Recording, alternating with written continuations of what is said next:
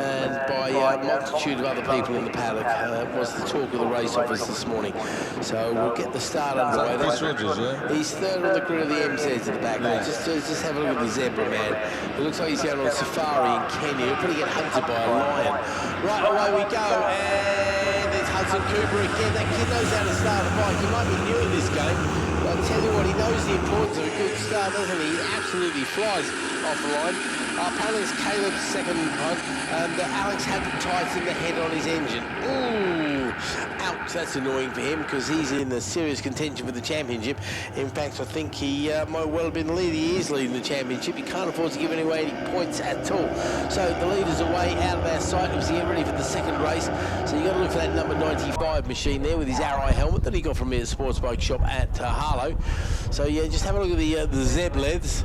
There you go. They are, even at this distance, not an attractive set of leathers, are they, mate? Yeah. You can see where they're grounds for divorce, can't you? I can understand that there might be a few complaints, possibly. There was be a few complaints from the start of the ninjas because it was a bit argy-bargy at the back end of the. Oh, was there? I didn't notice that. Crashing into each other, just swaved. Ooh, bad children. There we go. Right, let's hope they sort themselves out and nobody went down. That's what. Yeah, that's all we worried about. Absolutely, that's the important bit. Well, we've got a great scrap out the front now. I'm not quite sure which pairing that is. I suspect very much it's going to be Hudson Cooper. I don't know if it's the other rookie of Lucas King. It looks like a pair of rookie, but we do know that Henry McCartney, also in orange, but Henry did start from the third row, so he's going to have that little bit of a handicap. Not a huge handicap, but obviously on the opening lap particularly, it can compromise your chances of doing particularly well. But Henry... Well, we're only on the first lap, and there was a huge gap between second and third. There must have been some serious argy-bargy going on. Yeah, it doesn't take much. Obviously, if the guy in third suddenly locks up and gets it all messed up, everybody's scattering to avoid them. You're right, that is a ridiculous gap. The race is very much between these two because, no disrespect to the youngsters, they're going to struggle to make that gap up, I think. It really is, I'm not going to say totally insurmountable, but you've got to be pulling a good few tenths out of the guys at the front, and the guys at the front aren't there because they're muppets, they're there because they're quick. So, over the long, good stuff. The seniors, well, Lewis Jones, after only coming in, it's going to be a lead for the 151 machine, or it's no longer 151. It is Jones on the number 30 machine. He used to run 151. Then it's Cooper. So it is indeed Hudson Cooper who made that rapid start. Archie Albright got off the line very well indeed. Archie's come from fourth on the grid to do that. Then it's Travis Rooker. He made a good start. Isabel Wingate's away nicely where she started. Then that's Isabel Carter, I think, up next. Is it? No, it's Billy Carter. Sorry, you're getting me Carters. I've got no initials to work with here. Then it's Alfie Garrod, and I think that's Lily Rhodes, who's made up 3 places as well. Alfie Garrod's made up 7 places there. So there's lots of chopping and changing. Seeing who's up, Chloe Gleason does well. Patrick Kling's moved up very nicely indeed. I'm trying to see who we're missing. And we're missing King. Lucas King's gone missing, mate. That's what it might have been. So Lucas King, who was third on the grid, I think poor old Lucas has gone down. The others have scattered trying to avoid Lucas, and that's what's given these two. Well, so that's a great shame. These front two, they are extending this lead, mate. Yeah, no, they're the quick kids anyway. With no interference from the others, they're getting away. No, they know what they're doing. The pair of them are very competent riders at the end of the day. There's no two ways about that. So they're scarpering away while they can, making hay while the rest of their sons don't shine. And Jones and Cooper. So that's a senior and junior battle, but as I say, Lewis Jones is not an old senior. The word senior when you're 18 seems a bit, when you're senior, when it's us. I'm surprised you haven't been out as a senior ninja, actually, mate, haven't you? No, I haven't done that. One of the classes haven't raced. And, well, we do have a club bike, but... yeah, I've done a lap of Snetterton on one, just to test one for a kid many years ago. It was quite a fun little bike, to be fair. But if I was still in the game, I wouldn't mind giving it a try myself. I imagine that they're all corner speed, you know. I'm not sure what sort of horsepower they're putting. I think we're in the low 30s at here. Really? You know? Yeah. So it's all about entry apex and absolutely. The whole big sweeping corner lines. And then play the slipstream game, which is always good fun anyway. As you okay, over the line, the gap last time was 0.50. 0.506 is now 0.568. So Jones has got a little bit quicker, but we are talking only hundredths of a second, but he does get double purple. Rooker moves up, it does move up a place and he goes past on Ormrod. Carter moves up a place, so Billy Carter moves ahead of Isabel Wingate there. There's Lily Rhodes, Alfie Garrett, Darren Booster still second of the seniors, where he's been most of the time. Michael Stone not quite able to challenge him. He's got Marshall between himself and Booster there, as well as a 4-second gap. Swarbrick, Hayden Smith there on the club bike, Chloe Gleason.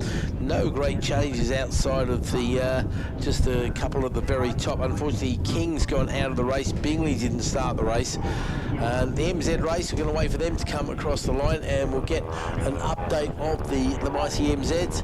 Here they go then. It is Andy Wales who leads the race in the MZs, and this is something we never see. Oh look, a cloud of dust over there. Sorry mate, saw a bit of dust going across the top there. See a yellow flag once again. Is that Augie's? I think we're seeing it again. Yeah, or is it on the outside of Richie's into Wilson? Yeah. It's a little bit confusing, that one, isn't it? Anyway, sorry, I'll go back to the MZs while you see if you can see anything happening down there. It is Alex Mann from the back of the grid.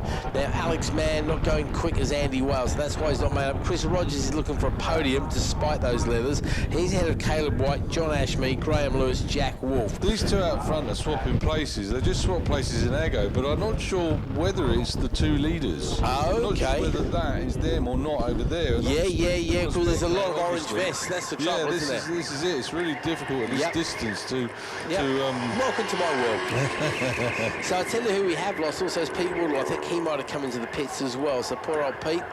That's unfortunate for him, so that's one lesson. We'll have to wait and see. Right, Lily Rhodes hasn't tripped the timing beam out there at the back. Now, it might be a timing beam error, but I have to say it could also be, unfortunately for Lily, a DNF, and that's where the dust cloud has come from in the first place. Wait and see. Well, this is definitely the leaders coming towards us now, mate. Right. And, oh, blimey. And they are. Wow. Places. On the line there. Tell you what, where did he find that speed? Hudson Cooper, that's perfect slipstreaming stuff. He comes across the line, 0.2 of a second. But he was, like, behind coming at the start of the straight.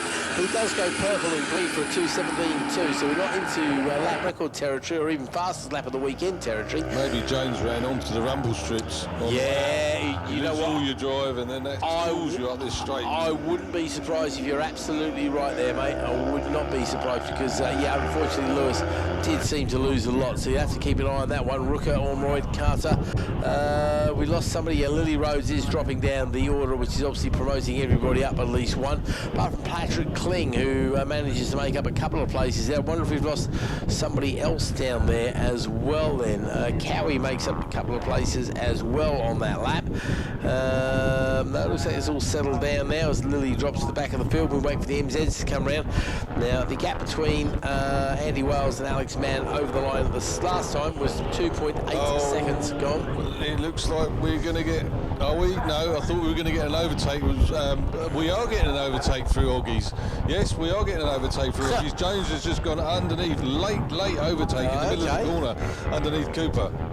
Bit worried about those clouds over there, mate. That looks like a little bit of rain. There is a smattering on the window. Yeah, again, we're going to... Right, we are 3 laps into this race, so that would be completed. So let's not stress that too much. As towards 2.8, 1.7, there we go. Alex Mann does indeed close that gap to Andy Wales by a good chunk there. Chris Rogers safe in third, looking for that bronze medal. Whilst trying to avoid lions.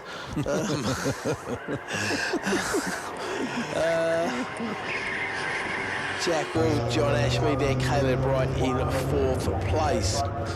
So Cooper and Jones both going yellow in sector 1. They'll be coming back into our sight very shortly. The trouble is at this distance, it's very hard to tell which one's which, isn't it? Yeah. It really is. They might have some back marker action as well because the little MZ there just coming across the line. For ages there though.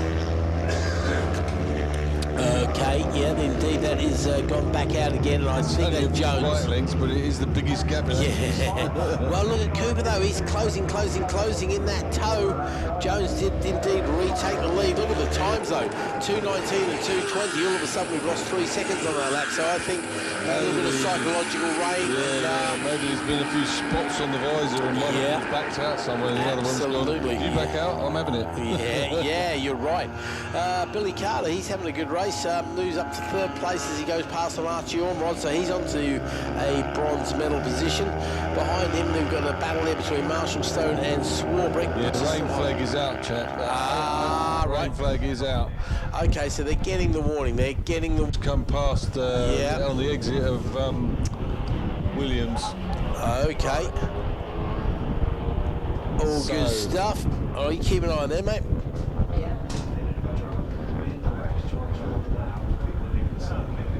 There looks like there's been some action at Agos, and there's now a bigger gap between the front two.